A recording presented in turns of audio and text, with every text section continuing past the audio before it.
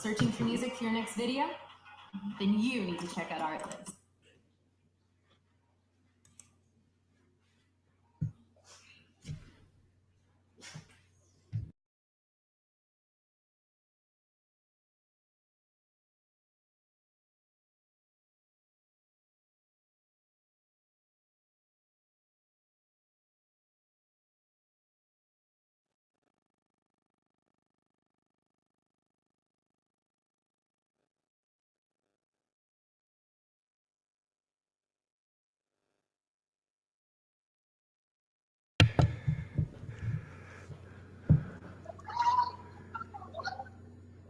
What's going on, everyone? Scotty White, World Combat Sports, man.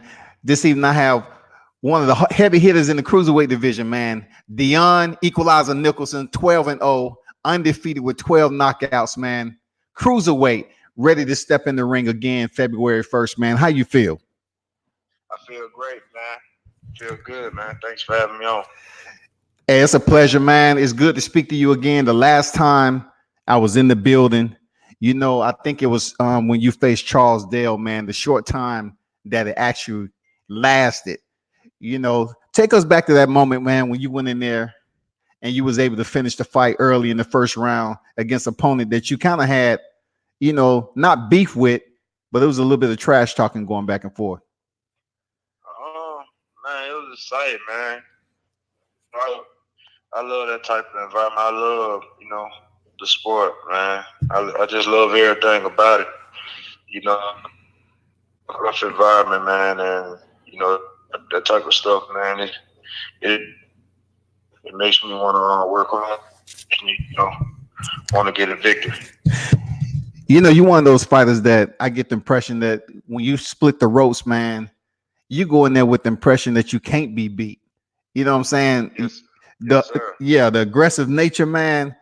The way you destroyed your opponent. Ain't knowing that I could be beat. You know what I mean? That's what makes me work so hard. You know what I mean? But once I enter inside that ring, it's a different story, man. I just feel immortal when I get inside the ring. How has it been for you, man, coming off that devastating victory, being able to return to the ring? I know you just left Salt Lake City with a first round knockout. Congrats on the victory, man. Yes, sir, man. It was exciting, man. It's good, man, to be back in the mix. I'm looking forward to bringing excitement to boxing, and you know, and giving the people what they want to see, knockouts. Yeah, man. I don't think you're gonna have a problem with that, to be honest. You know. Yes, sir. You one of those fighters, man. During your hiatus, man, you was still doing road work. You was out here putting in, you know, that dedication, that blood, sweat, and tears in the gym, man. How was that like for you? You know, just training, just waiting for that moment to get that call back. Man, man, the wait, it was, you know, it was kind of frustrating, but you know, through God, man, anything is possible. So I just stayed motivated and stayed dedicated, and I knew that this moment would come, man. You know, all I did was it kept, man, and so I'm just looking for being better. Did you have more, you know, motivation and desire to go back, you know, to show improve once you finally, you know, found out you had a fight on deck? Were you that much driven to go ahead and say, you know what, they had me on the shelf for a little bit, man, I'm ready to go ahead and destroy some stuff? Yeah, man. The hunger has always been there, man. I always been that hungry fighter, man. I always been that person. You know, since day one, since I started boxing, you know, one thing that I always kept is that hunger, man. And now that I'm back, I'm just, you know, I'm even more hungry. You know, I'm working even harder. Yeah, I feel you, man. And I want to salute you for that hard work, because you know you ain't here pretending to be somebody. I see a lot of fighters with your record, and they ain't trying to take on the challenges that you got. You know what I'm saying? You about to step in there with Earl Newman, man. 10-2-1. Yes, sir. 7 knockouts, man. Speak on that. Yes, sir. Yes, sir, man. I'm willing to fight anybody, man. Anytime, any place, man. You know what I mean? I got into this sport not to, to be a mediocre. I got into this sport to be the best, you know what I mean? And test myself, you know what I mean? Because I know where I'm supposed to be at, I know that I'm great. And that's the whole part of why I believe that you're gonna, once you are seen by a more broader audience, the people will know who you are, and they will look at your fight style and say, man, we may need to tune in to the Equalizer, man, for real, because Equalizer mean a weapon or a person. And you pretty much man. Both of those, And then a lot of people don't know, man. Like me, I was a young child. I was that young child who, I grew up in that household without my mother and my father. You know what I mean? Raised by my grandparents, and I probably been to every from youth, man. I probably been to every juvenile center in the state of Alabama, man. Wow, I didn't know that. And just coming from where I come from, man, even I got older, 17 years old, I served time in the state penitentiary, man, and I got out and I dedicated my life to boxing, man, and it's been great, bro. You know what I'm saying? It's been great, man, not to be in the streets, to just put all of my energy towards something positive, you know what I mean? Be a positive role model. True words, man. And it's just a blessing, bro. I know it is, and I wanna give you that salute for actually, fragmenting the stereotype that they give the brothers too. They think because you did some time, man, you can't come out here and do what you're doing and set an example. True, man. You're right. You're absolutely right, bro. I see you with your fam and everything. I seen you, you taking boxing serious. How has that been? Growing as a young man in the sport of boxing and making that decision, okay, this is what I want to do. I want to take on boxing. Did you start boxing while you was doing time, or you just decided once you was out? I actually, man, since I was young, man, I had always wanted to box, man. I used to study boxers like Bernard Hopkins and Mike Tyson. Yeah. You know what I mean? People who came up the way that I came up. But I always wanted to box, man. I remember being just get my pillowcases and fill them up with sand and hang them off the balcony and be punching the pillowcase with my bare hands, man. I always wanted to box, but my grandmother and my grandfather didn't put me in boxing because of, me being in the streets and having an anger problem when I was young. And I always wanted to box, but I actually started boxing when I was incarcerated in Draper prison in Draper, okay, Alabama. Yeah, and I was teaching myself how to, and he taught me the fundamentals, and and every day I was locked up, I just practiced on the fundamentals and worked on it and conditioned myself. And I said that when I get out, that I was gonna I was gonna box, and I did just that. Did you find out you have a lot of raw talent, man? I call you the Kodiak Savage, man, because it feels like when you get your opponent in front of you, man, you turn into a whole different fighter when you close the distance on your opponent. Oh yes, sir. I always, me being when I was young, man, like I was always known, like in Tuscaloosa streets. Okay. I always with that. I was very known in Tuscaloosa for fighting. Like I was one of those names or one of those kids that, hey, this guy here, he can bump. You know what I mean? Yeah, I used to fight a lot when I was young. So it's just fighting was something just natural to me. And when I got in the gym with my coach, Damaris Hill, Coach Cuz, he took me up. Hey, talk about Coach Cuz, man. How did you even link up or even make that connection and start training at that gym, man? You said what? How did you even begin to make that connection to link up and start training at that gym over there in Tuscaloosa, Um, with Team Bomb Squad? oh man, to be honest, when I was incarcerated, I used to sit back and I used to magazine and just read about in newspaper articles about Deontay, and that inspired me, man, just to see a person from coming from the state where I'm from, Alabama. You know what I mean, Tuscaloosa, Alabama, and it inspired me just to see a person, come from where he come from, and to get what he got. So and I knew what gym he went to because of the newspaper articles. So I said that when I get out, I'm gonna go straight to that gym, and I was gonna, start working out of that gym. And I remember the first day I saw Coach Cuz, and then hey man, my first day out of prison, I went over there to the gym, and I told him I want to spar, and we laced up, and Wow. I got in, and coach was like, like this guy, you know what I mean? Yeah. And from there we took off. Unbelievable, man. I didn't even know that.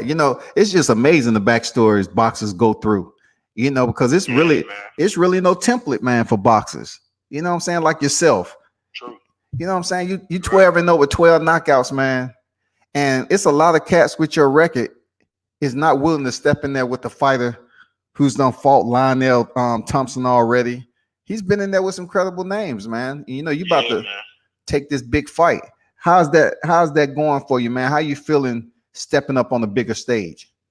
Man, I feel so good. I never felt better, man. I really been waiting on this moment to be on this type of stage to show people, what my coaches, what I've been doing, what I mean, what I've been saying. I'm just ready to demonstrate it in the ring, man, and just show people that my talent, and show people that, it's another hard hitter out of Tuscaloosa, Alabama. You know what I'm saying? So I'm looking forward to going in there and just being ruthless, man.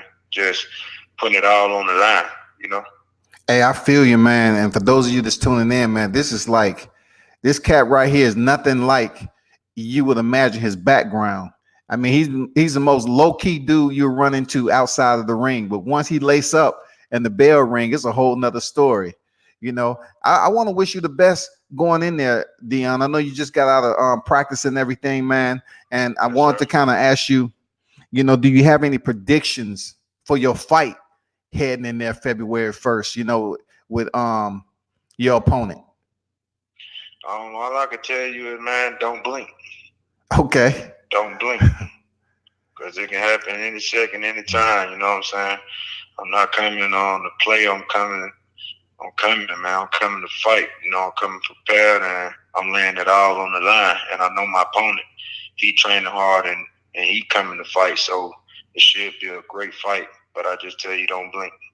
And this is going down at the Resort and Casino in Biloxi, man. He's facing Earl Newman, 10-2-1, 7 knockouts. Is Cruiserweight a division that you believe that, it doesn't get a lot of shine, and you're a pretty exciting fighter. So you think I'm gonna drop down to light heavyweight. Okay, all right. I can make light heavyweight. When I first started, when I first turned pro, I just was fighting at a lot of catch weights, like 178, 180, 185. I can most definitely make 175, and I feel faster and stronger at 175, and bringing the punching power that I have to 175, man, is gonna be great. So I'm looking forward now, man, for these promoters to see me. You know what I mean? Yeah. To get signed by one of these promoters, one of these big promoters. I'm looking forward to having a big promoter, man, and getting behind me so that I can, move the way that I want to move. Man, that's real talk right there, man. And that just goes to show the testament of your maturity, man, and looking at the bigger picture. And I'm looking forward. I hope that you get that call up too, from a promoter, man, because you're an exciting fighter to watch. I wish you nothing but the best in there, man. And you know, my last two questions there, Equalizer. You know, do you have any predictions for Deontay Wilder out of Tuscaloosa, WBC champion, in his next fight, going in there against Tyson Fury? What's your prediction, bro? I got Deontay knocking Tyson Fury out before six rounds, man. I think Deontay will make the adjustments, and Tyson Fury, I don't think he's the same fighter as the first time he fought Deontay. Since Deontay knocked him out cold, man, I don't see him making it past 6 rounds, man. You think he's pretty much on the move so much? Yeah, he on the move so much, man. But once that right hand touch him, man, timber for sure, man. Like Paul Bunyan, you know. What can your fight fans follow you there, Equalizer? You can follow me at Deon the Equalizer, Deon Equalizer Nicholson on Instagram. You can follow me Deon Equalizer Nicholson on Facebook, and I just made a Twitter, so you can follow me on Twitter at Deon Equalizer Nicholson. Hey, there you go, official people. Deon the Equalizer Nichols, a heavy hitter at the cruiserweight division. 12 victories, 0 defeats, and 12 knockouts. Hey, best wishes to you and the family, the team over there in Alabama, man. And of course, I'm gonna definitely be tuned into your fight, man, when you step in there February 1st, champ. Thank you, man. I really appreciate you for having me on, man. I really appreciate you, bro. No, same to you, man. It's mutual. Much respect, man, and best wishes heading in there, champ. All right, thank you, man. All right, salute.